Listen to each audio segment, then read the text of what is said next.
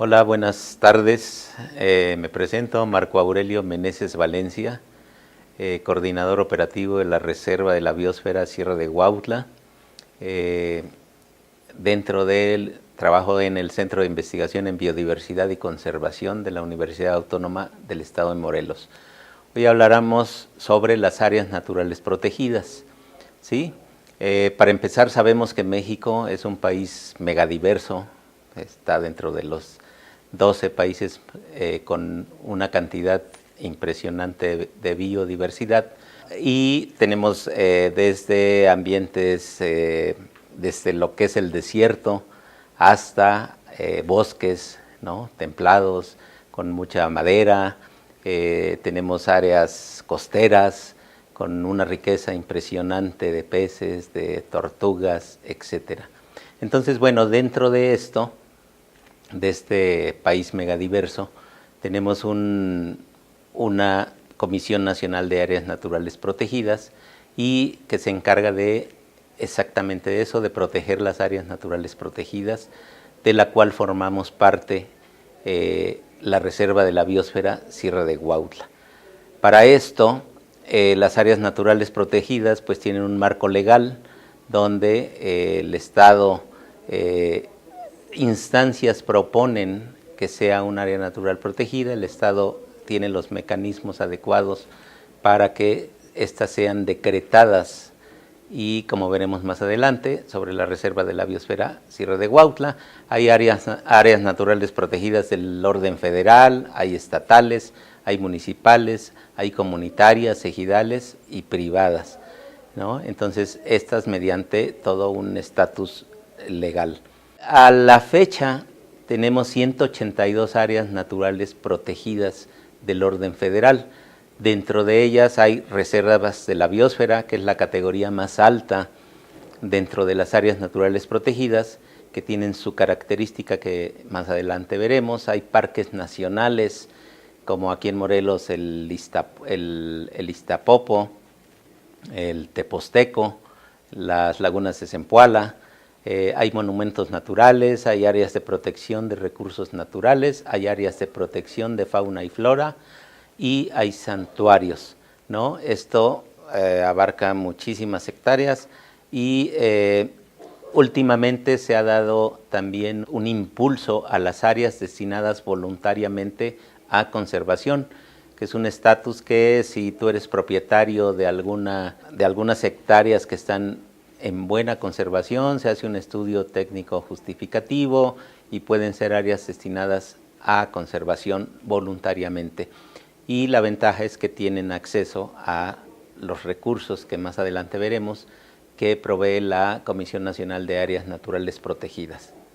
La Sierra de Huautla, como área natural protegida y como reserva de la biosfera, cuenta con 59,000 hectáreas de protección, y está compuesta sobre todo de selva baja caducifolia, un poco de bosque de encino y nada más.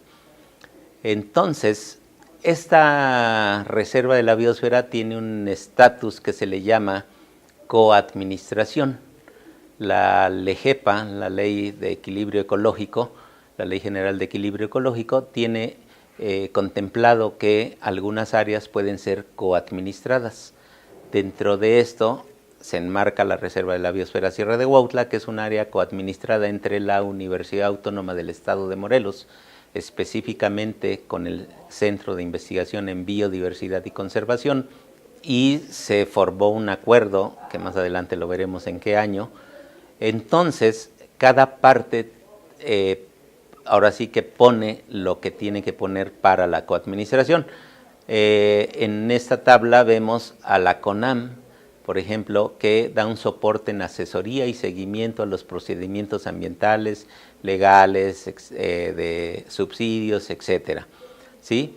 Estos recursos destinados a las localidades son por medio de programas de subsidio, que lo veremos más adelante, y tenemos en la actualidad un vehículo en comodato por la parte de la universidad, de la UAM, conjuntamente con el CIVIC, aporta un personal capacitado para la operación del área, Esto es ir a las comunidades, hacer las relaciones con las autoridades locales, comisariados, ayudantes, con los municipios que forman parte de la Reserva de la Biosfera, ¿sí?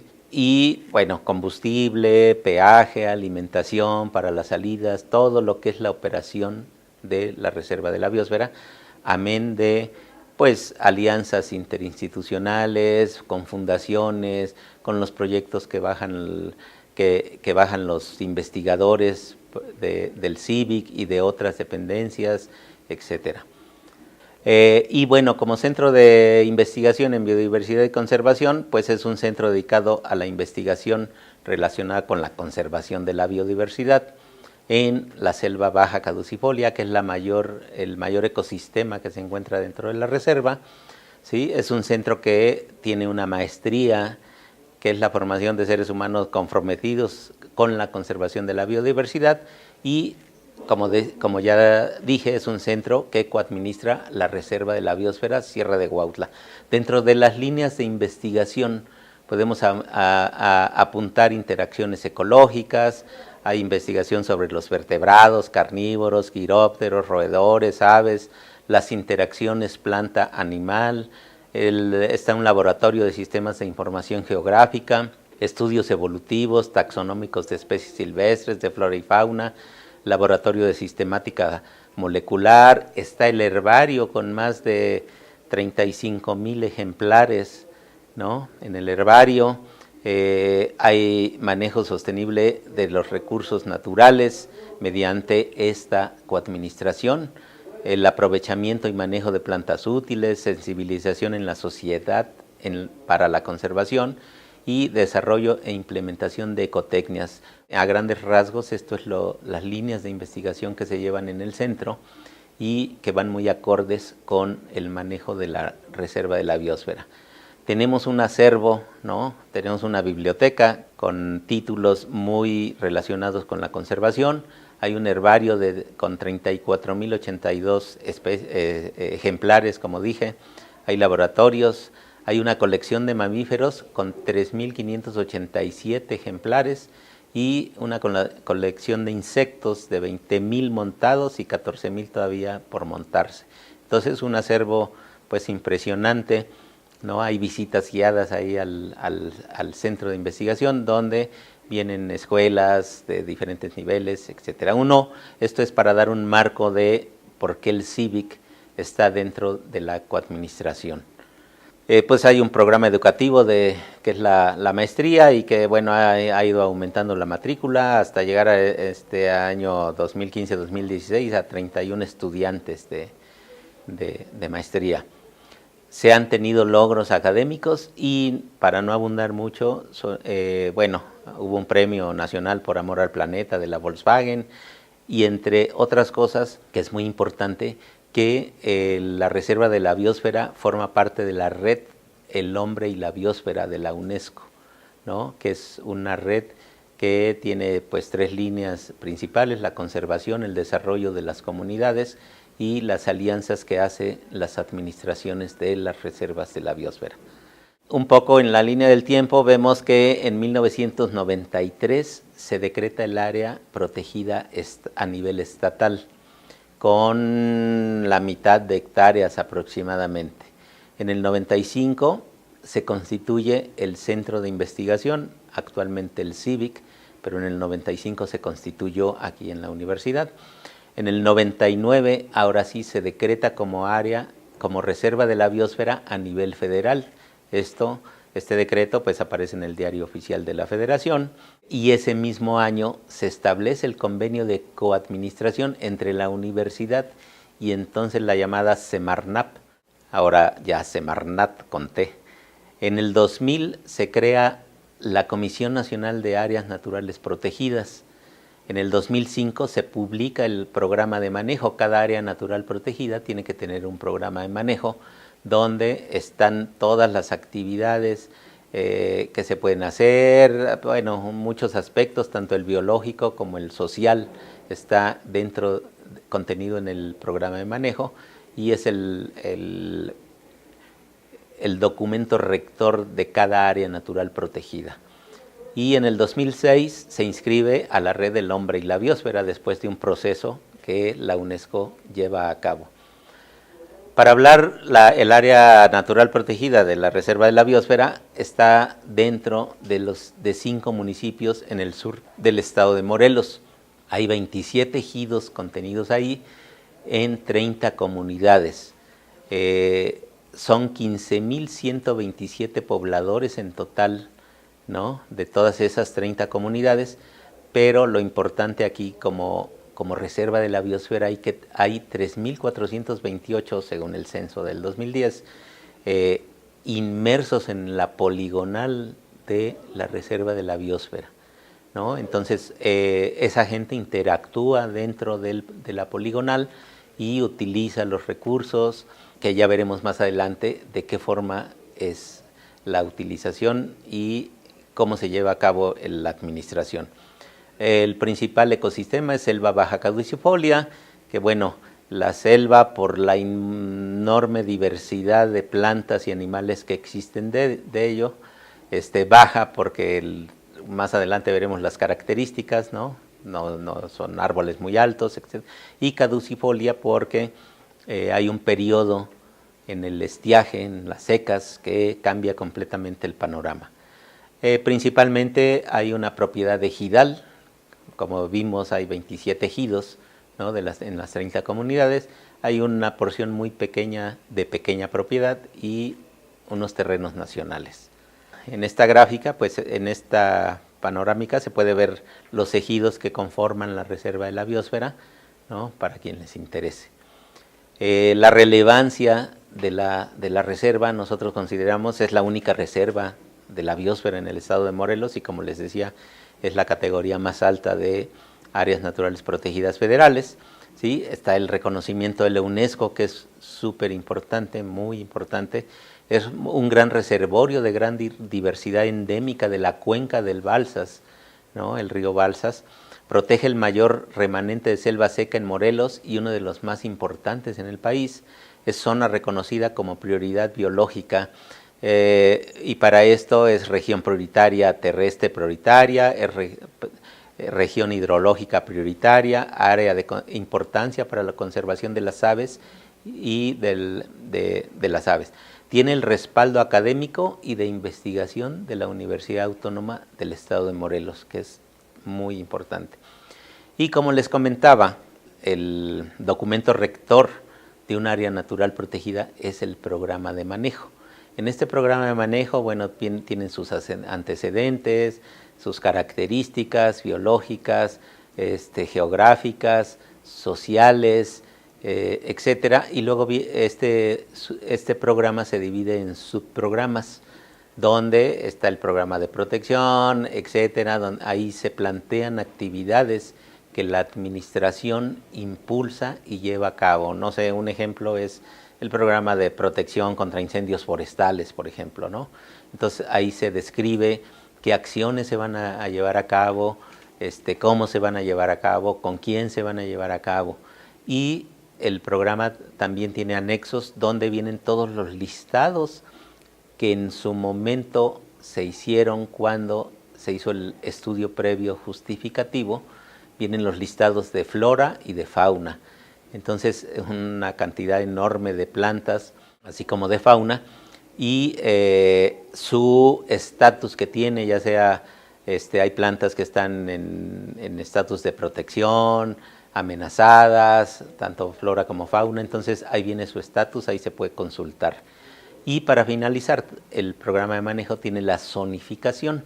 Esta zonificación se llevó a cabo de manera sui generis hace muchos años, cuando se hizo la reserva, donde investigadores de la Reserva de la Biosfera, del CIVIC, fueron a ver con las comunidades cómo querían que fuera la zonificación. Entonces, las áreas naturales, por lo regular, tienen una zona núcleo. Aquí esta reserva no tiene zona núcleo, tiene zonas de conservación, lo que quiso la gente. Entonces, es un área hecha a la medida de los habitantes. La selva baja caducifolia pues tiene unas características, tiene árboles entre 8 y 12 metros de altura, muy delgados y muy ramificados.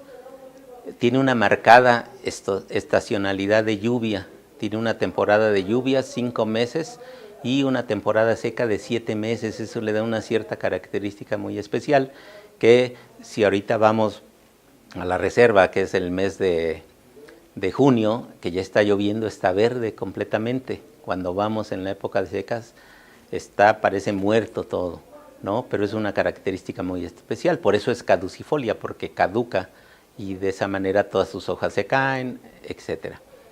Tenemos que anotar que hay una gran biodiversidad, como dijimos, por eso es selva, ¿sí? Y de flora tenemos 939 especies dentro de la reserva de la biosfera.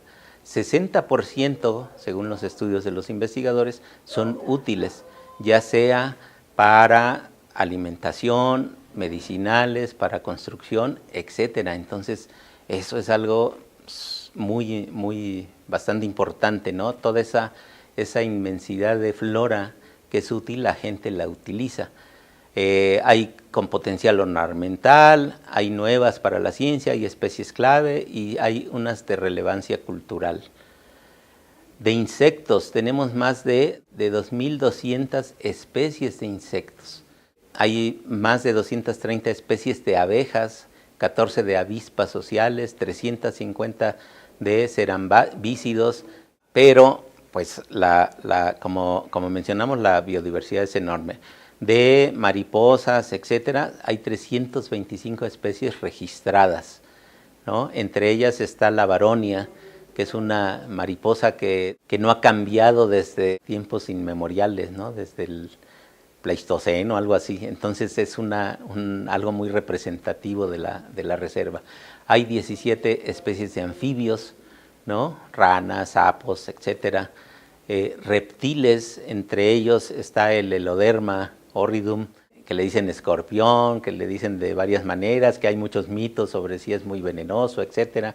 Hay culebras de cascabel, hay muchas iguanas, iguana negra, ¿no? Hay coralillo, entonces hay 52 especies de reptiles.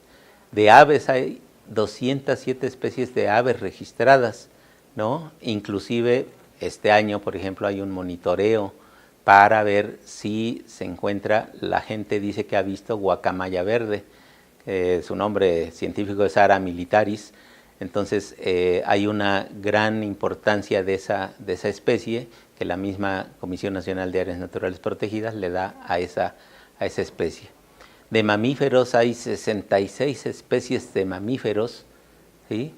Entre ellos pues el venado cola blanca, hay murciélagos, hay mapaches, hay zorros y felinos, hay 6 especies de felinos, ¿no? Entre ellos debemos de mencionar que en el 2014 hubo un registro de jaguar en una comunidad de la reserva de la biosfera Sierra de Huautla.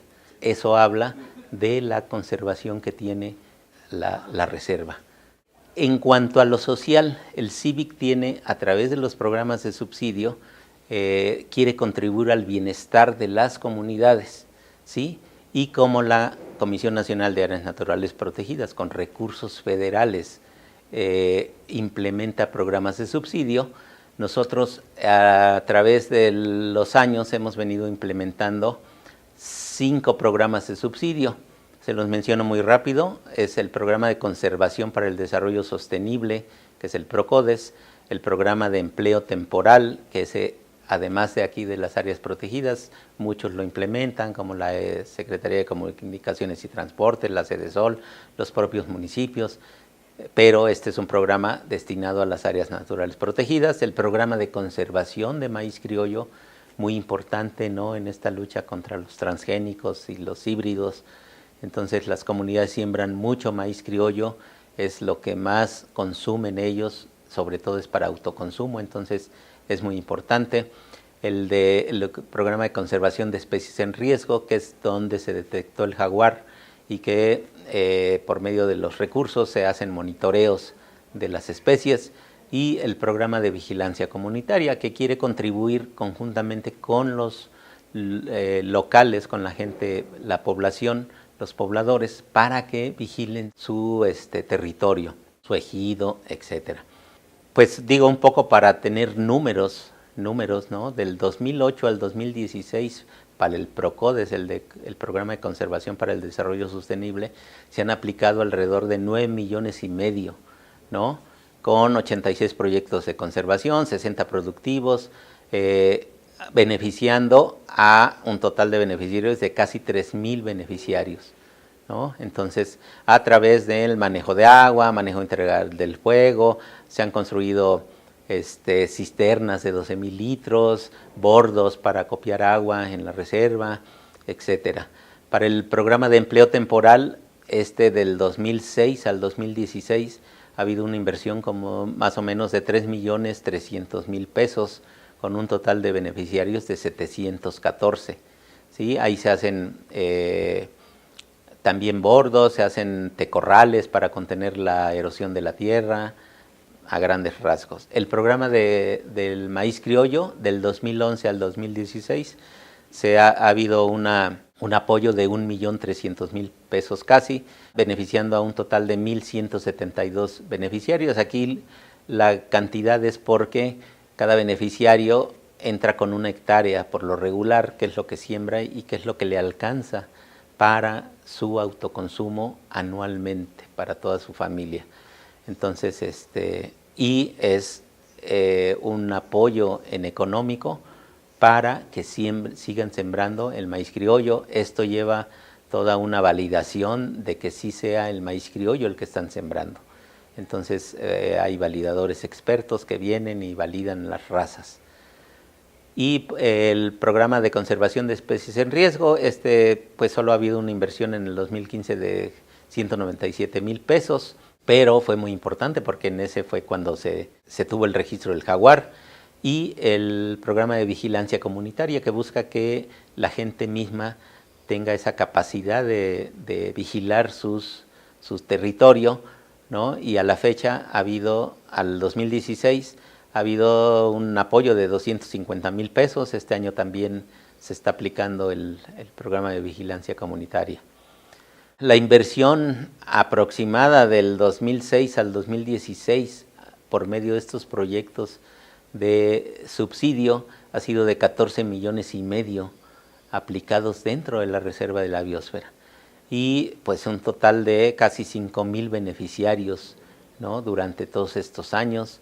Y la inversión que hace la universidad anualmente es aproximado a 1,300,000, ¿no? Para pues el pago de personal, el pago de combustibles, materiales, cursos, etcétera, ¿no? Aquí es importante resaltar que la universidad, por medio de otras facultades, de otros centros de investigación, se apoya también a la Reserva de la Biosfera. Actualmente estamos en la actualización del programa de manejo y se está pidiendo apoyo a diversos investigadores del Centro de Investigaciones Biológicas, tanto del CIVIC como del CIP, etcétera, ¿no? Entonces, la Facultad de Agropecuaria se ha apoyado en cursos para los productores apícolas, acuícolas allá en la reserva. Entonces, sí se da una buena sinergia entre las facultades y los centros de investigación. Queremos apuntar que hay unas amenazas potenciales aquí en la reserva de la biosfera, ¿sí? Que esto a lo largo del tiempo se ha venido dando, como la extracción de plantas, ¿no? Tanto medicinales como de ornato, como de leña. Por ejemplo, allá en la reserva, el cuachalalate es una planta medicinal que la gente utiliza mucho. Entonces, pues hay gente que va y extrae la corteza del cuachalalate.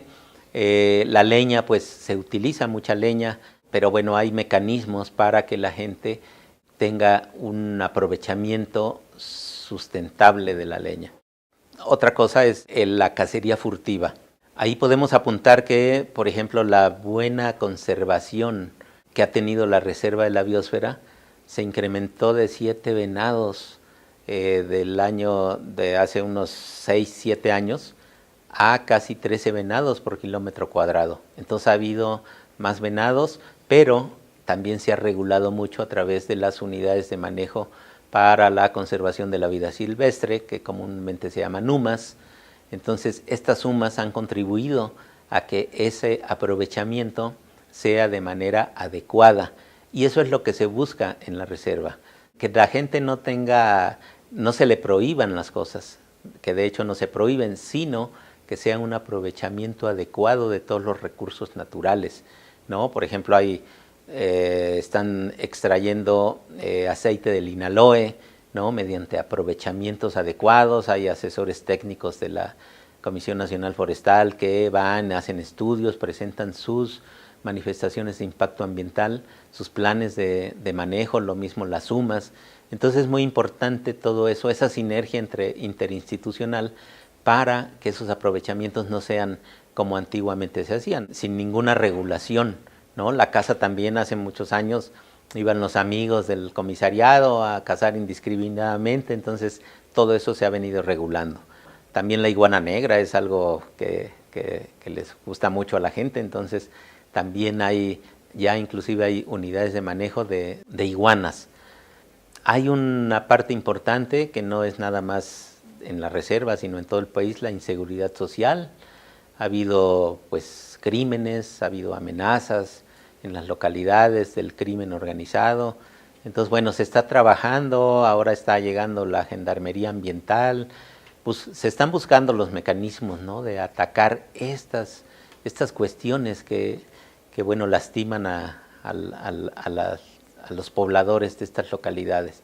El abigeato, que ha existido también de tiempos remotos, ¿no?, de bovinos, de equinos, aunque ha disminuido el grado, pero sigue existiendo.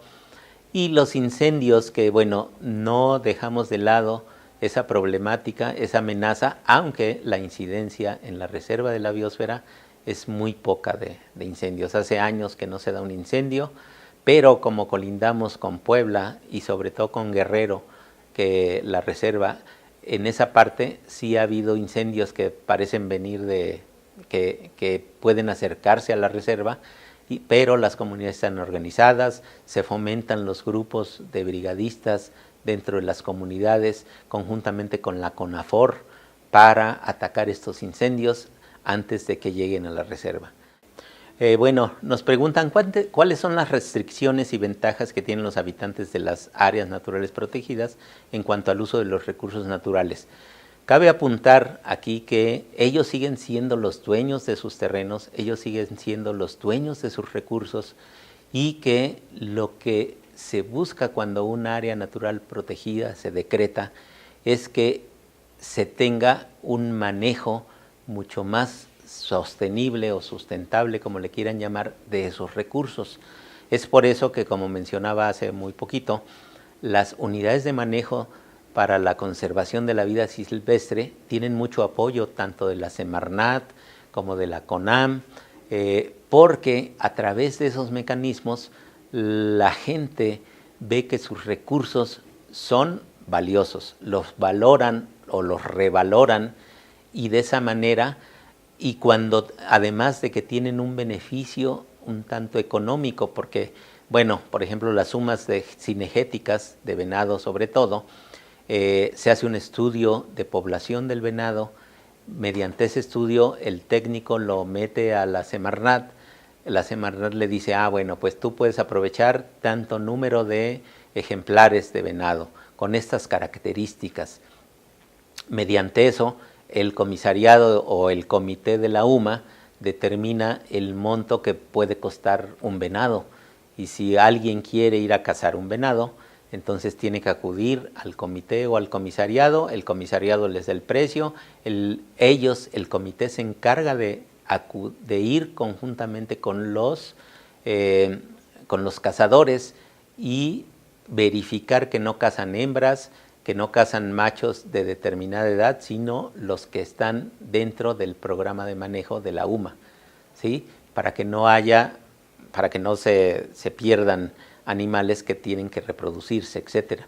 Entonces, a través de eso, a través de la CONAFOR, inclusive de los apoyos que brinda la CONAFOR, como el pago por servicios ambientales, donde una extensión de tierra se cerca y no entra ganado, no hay aprovechamiento ahí de ninguna clase. Eso permite que la vegetación crezca, etcétera. Entonces, todos esos mecanismos que hay contribuyen para que sea de manera ordenada la explotación de los recursos naturales, ¿no? La leña también está regulada y si es para venta, hay unas facturas que la Semarnat le da de acuerdo a un estudio de la leña que hay en los predios que quieren explotar, y se dan las facturas o los recibos, como se les nombra, para que se pueda explotar de esa manera, pero de manera adecuada. Entonces no es una prohibición, sino más bien es un manejo adecuado y responsable de los recursos. Eso le ha dado a la gente una cierta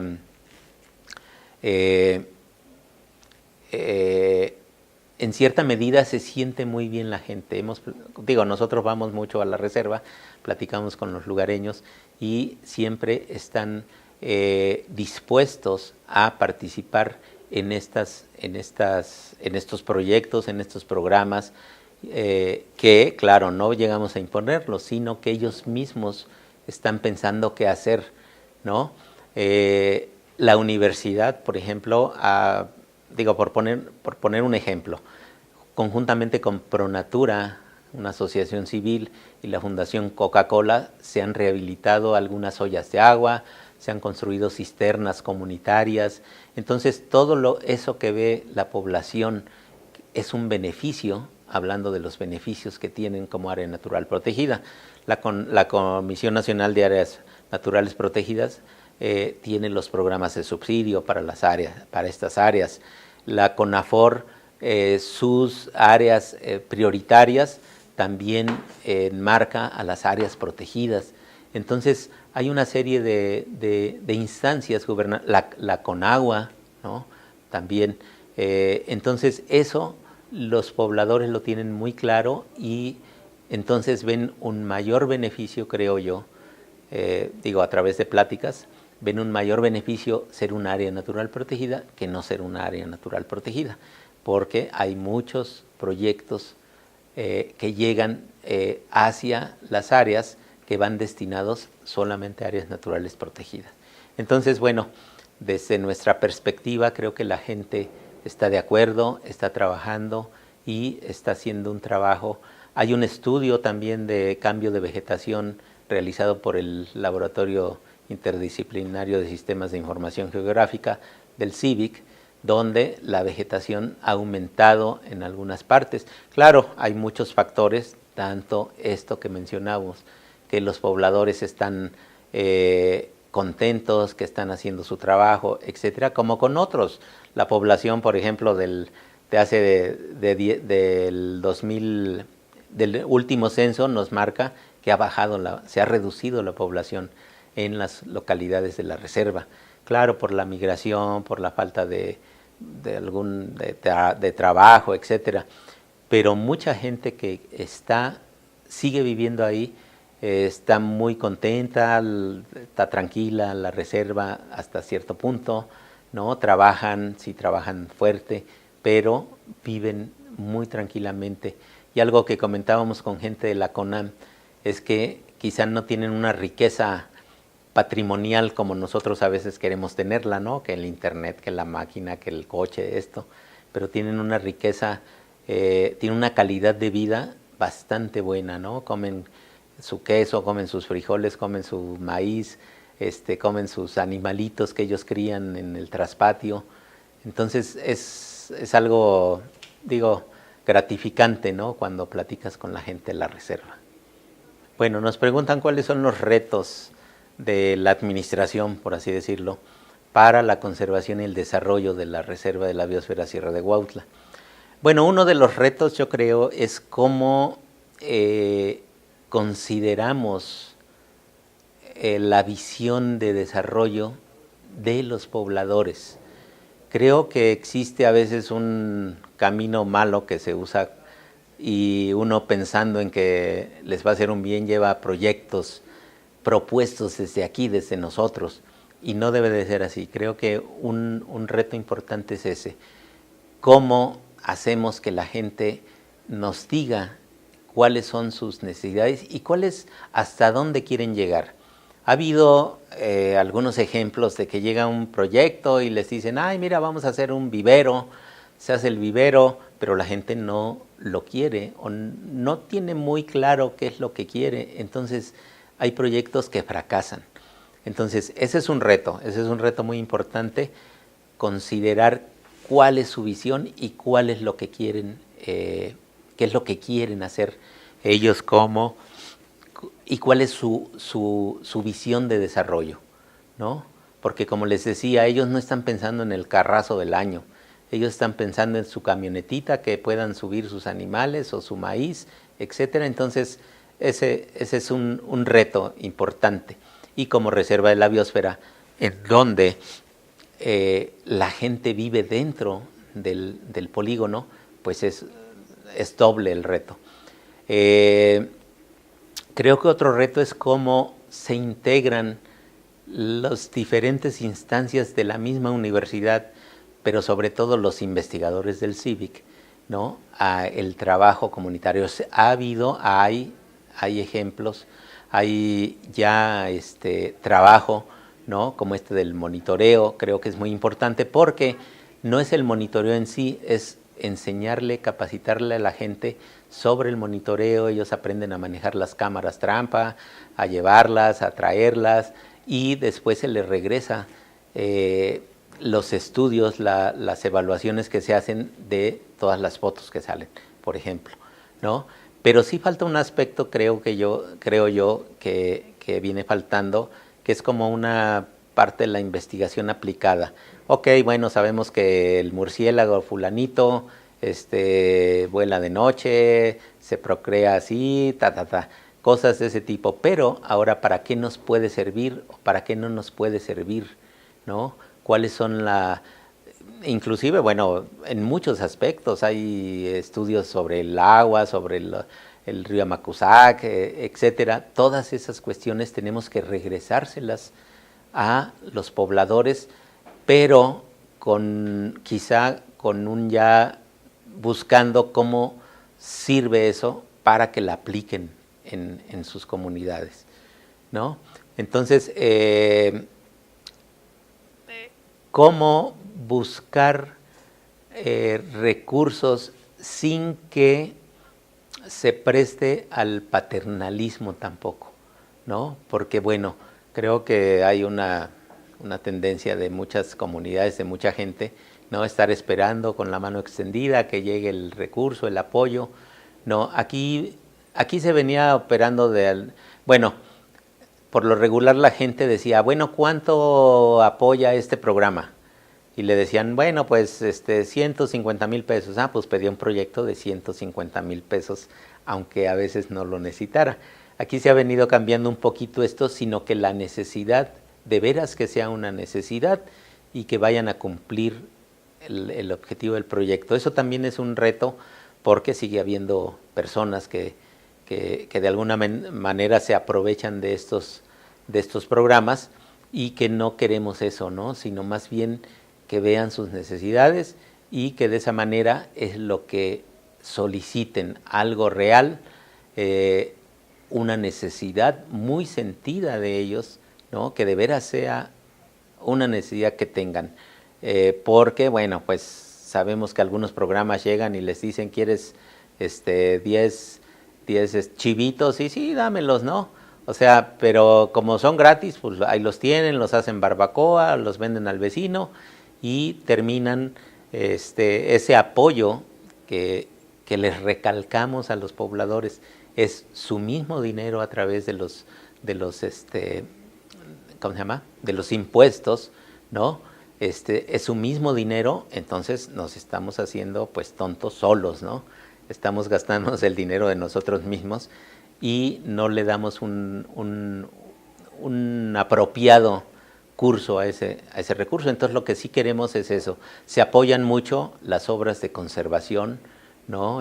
Ollas de agua, bordos, reforestaciones, exclusiones de terrenos, ¿no? Se apoyan también proyectos productivos dentro de los programas de subsidio. Cuando vemos que la gente de veras está llevándolos a cabo bien, tenemos un ejemplo en una comunidad de unas personas que hacen apicultura, son muy trabajadores, son jóvenes, ¿no? Entonces esos proyectos se impulsan en búsqueda de que sean un ejemplo también. Y los utilizamos para eso, para decirle a la gente, bueno, sí, a ver, ¿sabes manejar abejas? Si no sabes, bueno, primero toma un curso, etcétera, ¿no?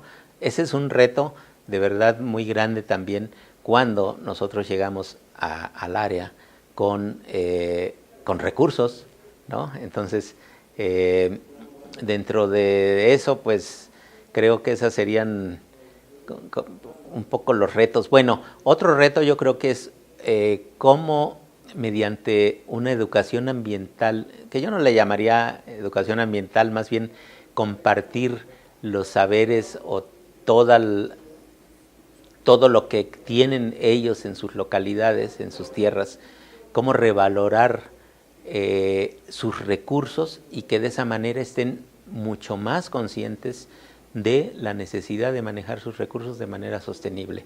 Yo creo que es ese otro reto que bueno, a veces por falta de recursos, por lo que sea, no hemos hecho tampoco y creo que lo asumimos, pero pues estamos buscando cómo resarcir esa parte, ¿no? Entonces, sí cuando platica uno con la gente se da uno cuenta que sí están muy conscientes de todo lo que tienen, porque hay gente que dice, no, pues nosotros tenemos una inmensa riqueza, pero también, bueno, hay que buscar las maneras de que esa riqueza les lleve algún beneficio que ellos quieran desde su perspectiva para que llegue el llamado desarrollo, ¿no? Pero bueno, al final de cuentas, esos serían como los retos.